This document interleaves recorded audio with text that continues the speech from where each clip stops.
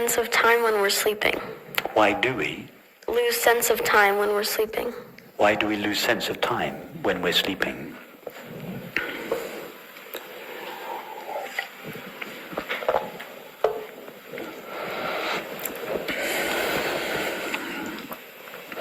Try now.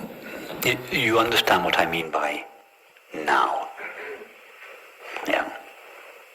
And if we represent the past, we could imagine that the past is like a vast space that extends endlessly behind the now, and that the future is a vast space that extends indefinitely in front of the now. Yes. And the distance between the past and the future is what we call time. Yes. Or the distance between two events in the past or the future. So now let's explore time, the past and the future. So now just for a few moments, leave the now and visit this place that you call the past. When I say visit it, I don't mean just think about it or imagine it, because if you think about it, say you take the image of breakfast this morning. That image doesn't take place in the past. That image takes place now. So I don't mean just think about the past or imagine the past. I mean go there. Leave the now. Just step out of the now and go into the past. That's not possible. Okay. Because if I try to step into the past, that effort is happening now. Exactly. So can anyone here, just while we're discussing, can anyone here step out of the past and just step out of the now and visit the past just for a few moments? No. Can you imagine, Alexander, that anybody that has ever lived, not just us kind of weirdos that are interested in non-duality, but regular people that could you imagine that any of them could, just for a few moments, step out of the now and actually go to the place that we call the past? No. Okay, so if nobody's ever been there, and presumably the same applies for the future. Yeah. So if nobody has ever been there, how do we know that this place called the past really exists? Surely experience must be the test of the existence of something. So if nobody's ever been there, nobody's ever got a glimpse of it, how do we know it's there? We don't really. We don't. No.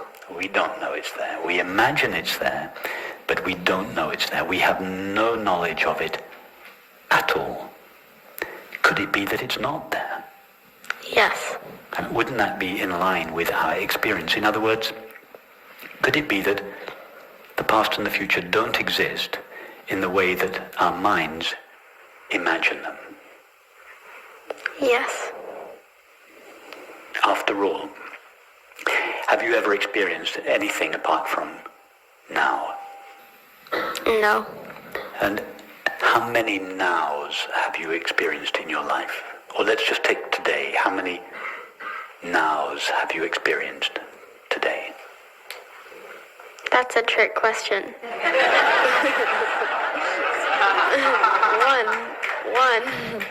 One.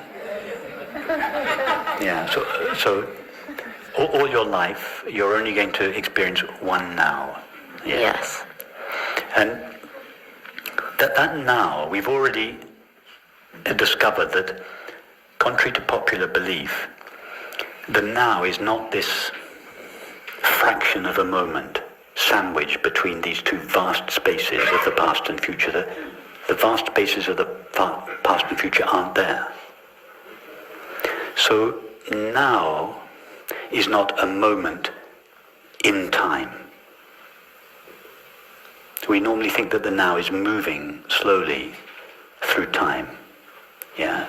How fast is the now moving through time in your experience? That's another trick question.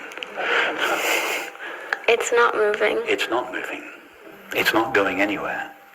It hasn't come from anywhere, and it's not going anywhere.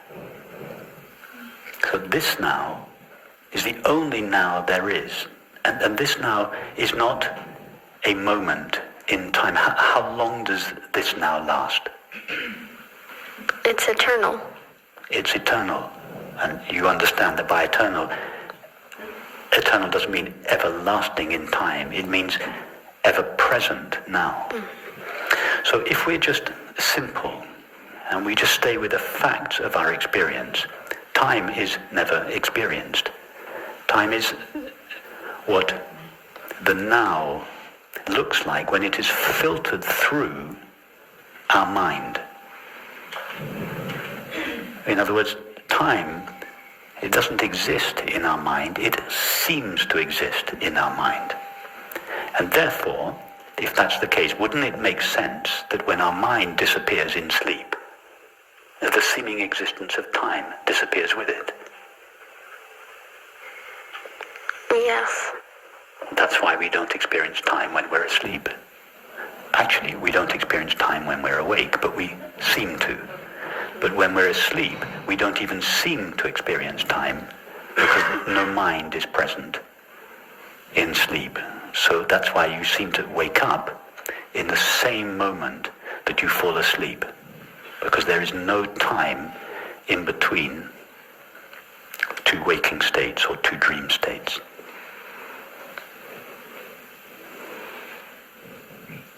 Okay.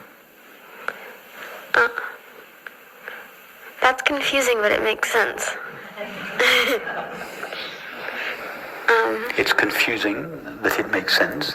No, it's confusing, but it makes sense. It's confusing, but it makes sense. Yes. Yes, it's exactly.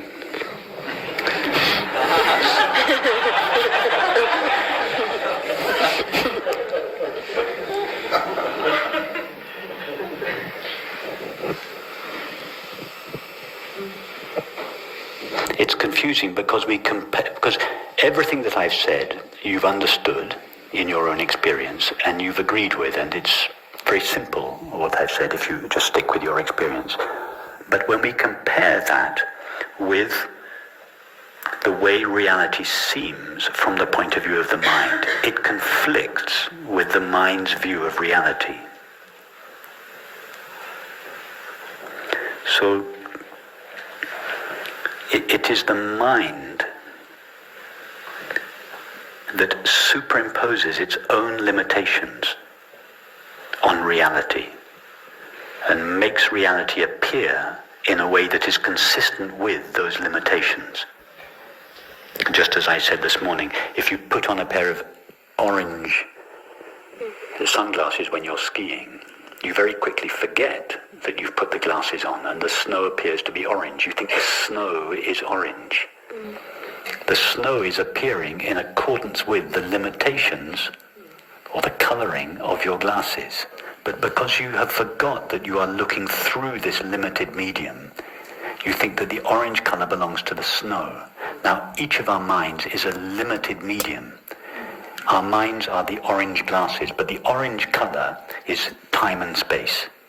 That's the tint of our minds, time and space.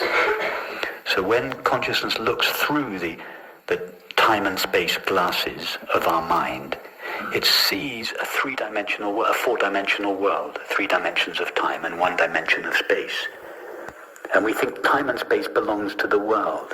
No, it doesn't. Time and space are the orange glasses through which consciousness is looking at eternity.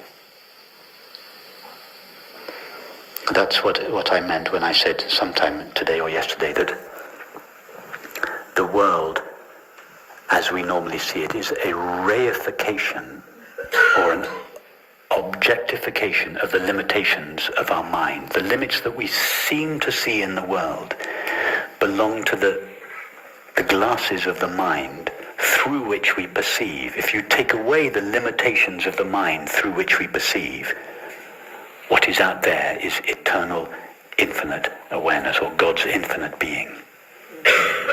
And that's what the Sufis mean when they say everything is the face of God.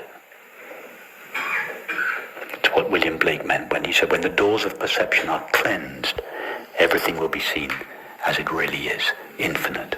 The doors of perception, that's the glasses of time and space, through which, that's the doors of perception. When the doors of perception are cleansed, when the mind is cleansed of time and space, what seemed to be finite will be seen as infinite, in religious terms, as God's face. And what does that look like? I know you can't see it technically. No, you can't see it. But you know it through the experience of beauty. That's what the experience of beauty is. That's how you experience it. And in exactly the same way that when your relationship with other people and animals are cleansed from the limitations of the mind, what seems to be a relationship with an other is felt as love, or closeness, friendship.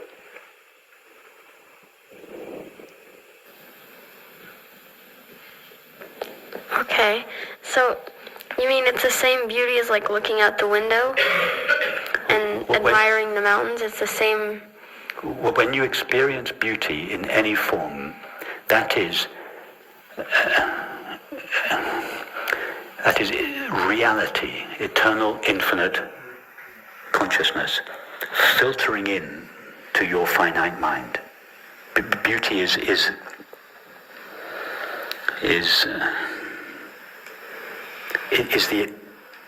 the experience of the collapse of the distinction between consciousness and existence, or between self and other. I'm giving you a rational explanation of it, but the actual experience of it is the experience of beauty or love. So the way the world appears doesn't change, but the way you experience that appearance does change. So don't expect suddenly the world to be transformed into some magical appearance. It's not the appearance that changes. It's your experience of the appearance that changes.